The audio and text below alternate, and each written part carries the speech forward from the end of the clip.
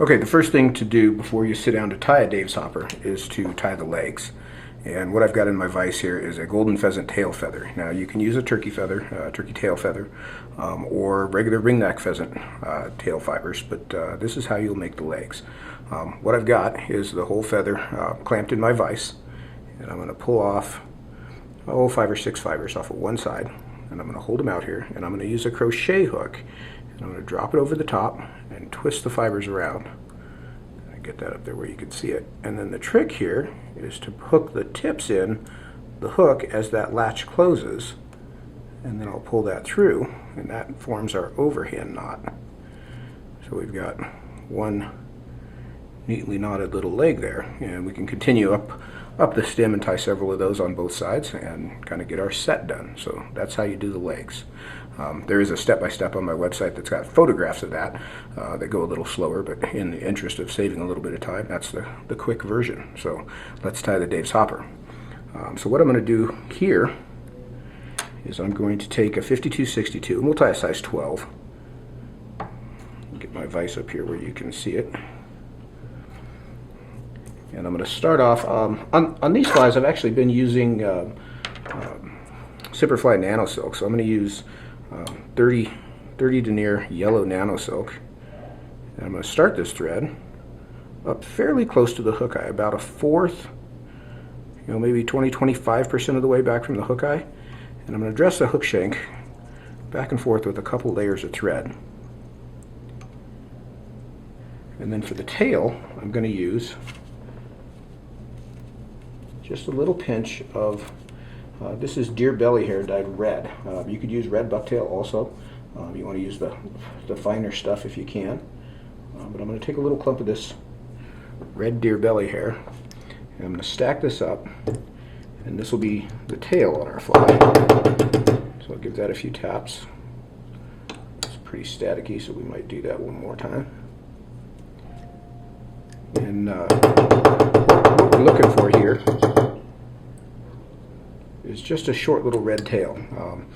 Dave's hopper was the first hopper back in the day that really looked like a hopper, and they all got a little bit of red on them. Sometimes it's in the legs, sometimes it's even on the body, but I think Dave Whitlock's idea here was just to add a little bit of red. So that's what I just did there. Is I tied that down at the bend, and you can see I laid that down as I was talking about other things. And I'm going to bring that up close to the front of the hook and trim those butt ends off. And then I'll wrap back over all this to anchor it down. You can see I'm just kind of building the underbody with that. One of the biggest things with this fly, and I used to tie tons of these before I came up with my Charlie Boy hopper, but one of the biggest things with this fly is you want to sort of almost crowd the eye. Everybody kind of gets hung up on trying to leave space for the head, and really the trick is you want to leave less space up there for the head end of the fly. So now what I'm going to do is I'm going to take a piece of, and this is not a whole strand on a size 12, but a piece of yellow poly yarn, and I'm going to tie this in up here where I ended those tailing fibers. I'm going to wrap back over it to the bend. And this body, as long as we're talking about kind of heritage flies, sort of came from the Joe's hopper. What we're going to do is make a little extended body by making a loop there with that yarn, catching it with a few turns of thread, anchoring that down there, and then again I'll bring my thread forward and tie that down again. And you can see the idea of this is to sort of build the diameter of the underbody so that it stays level and even. Now we're going to take a brown hackle feather, which is just over here out of my reach.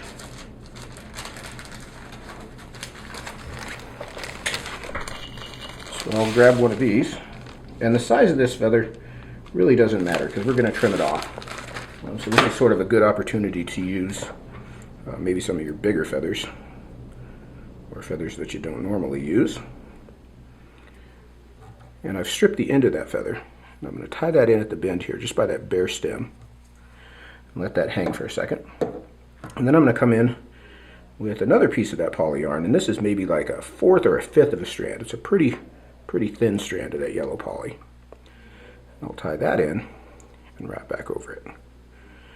And what we've done there is built up a fairly large diameter body. But instead of wrapping that big fat strand of poly, we're going to wrap this little bit flatter, more ribbony piece of a strand to build the body. Now when I tie this off, I'm trying to keep a nice square shoulder here at the front end. And this all makes sense as we get a little further along in the fly. So I want to kind of leave that up on top. And then I'm going to start to plumber my hackle. And this is just evenly spaced turns. About like so. I'll tie that off.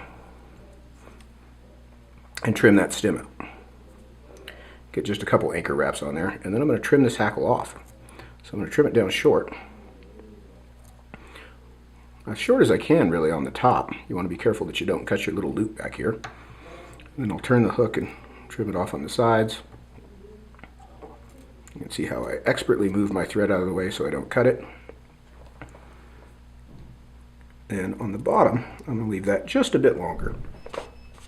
So we've just trimmed that hackle down. So we've just got kind of a little bristly little surface area that we've added there. So then for the wing case, I'm going to use, this is a turkey tail quill feather that I've coated with vinyl cement or flexible cement or even clear spray paint. And the reason I do that is that'll keep this from splitting. So I'm going to separate out a section of this quill. It's a little wider than the gap of the hook. And I'm going to fold it. Got a couple little ragged edges here. I'm going to fold it in half, like so. And then I'm going to cut that into a curve so that I end up with a shape like that. And this is going to become our wing. So I'm going to take this and just extend this just past, really just about to the end of the red tail there. And anchor that in place, and I kind of want to make a little band of thread there. You can see how that's cupped over the top of the body. And I can lift those butt ends up, and you can see those won't fray because they're all been head cemented together. So now I'm going to take one of those legs that I made, and I'm going to put one on the far side, and I put the knee just about even with the bend of the hook. So I'm going to hold it against the far side of the hook and catch it with several turns of thread. That's one of the advantages of this 30 denier thread, is you can do a lot of thread work without building up a lot of bulk. One thing that I did to these legs in between is on that kicker portion, I've just put a drop of head cement, and I'll just smear that down the leg, and that keeps those lower fibers all stuck together. So now I'll take the second leg, get the knee even with the first one,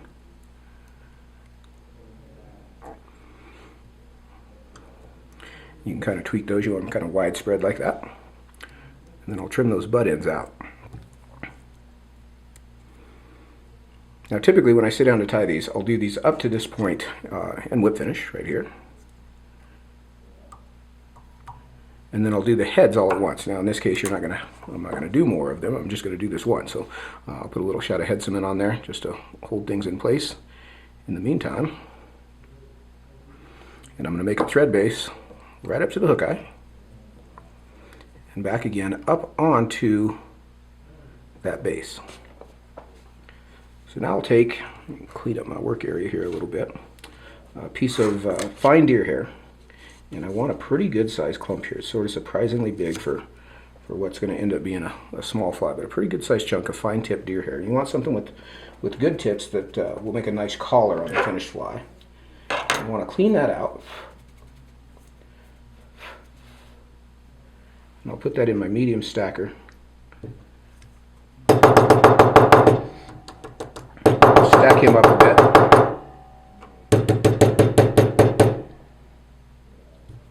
So we've got a nice even bunch like so. And I'll take that out of my stacker. Now usually, I want to reverse this. I'll usually trim the butt ends just a bit. As they sit now, they're fairly long and ragged, so I'm just going to trim them down so that they're square. It just makes this hair a little easier to work with. But what I'm going to do is I'm going to measure this hair about halfway up the body. I'm going to take my thread up and over the hair, one turn, two turns, and then I'm going to hold it in place and I kind of push it down around the hook as I tighten that thread down. I'll follow that up with one more turn and pull down good and tight. That's one of the advantages of that gel spun thread, is it's very strong, so we can really crank that hair down. So now I'm going to come in and I just move the thread forward in front of that bunch, so that's entirely tied in just with those 3 turns on top of the front edge of the body. And that's going to let our collar sort of form or bleed right into the body section without a big gap between the two. So now I'm going to take another clump of hair about the same size, and in this case I'm going to trim the tips off. So I'm going to sweep this bunch of hair back, and I'll lay this hair in, and I want it center even with where my thread's hanging, which is right in front of that first bunch. And sort of same move, I'm going to just tighten a little bit on that first turn just to crease the hair. And I'll put 3 turns through there. And I want to hold on to this. That kind of snuck a little early on me. And just let my thread work forward through those butt ends. And I'm going to push that hair back. You could probably, I think this one's actually probably good with 2. I had 2 pretty nice bunches on there. You might need to use a 3rd bunch just to kind of pack that in. I'm going to whip finish my thread. So I spun that second bunch, but just flared the first bunch. Now, one of the things I like to do on hair bugs of any kind, anything that's got a spun and trimmed deer hair head, is I like to steam the hair a bit.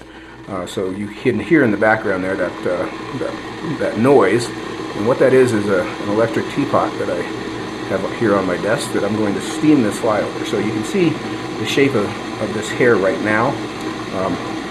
What the steam is going to do is stand that hair up. As we pack the hair on the hook, we flatten it out a bit, and as we steam the hair, we're going to make that hair more round and make it puff up underneath the thread. So it's going to get even tighter. It's going to tighten those thread wraps down, but it's going to make the hair a little bit stiffer, so it stands up to the razor blade that we're going to trim this fly with. So I'm going to take this out of the vise. I'm going to hold him over here over my tea kettle, which is not quite done yet, so I'll just wait for it to get a little more steam going, and we'll talk about this fly.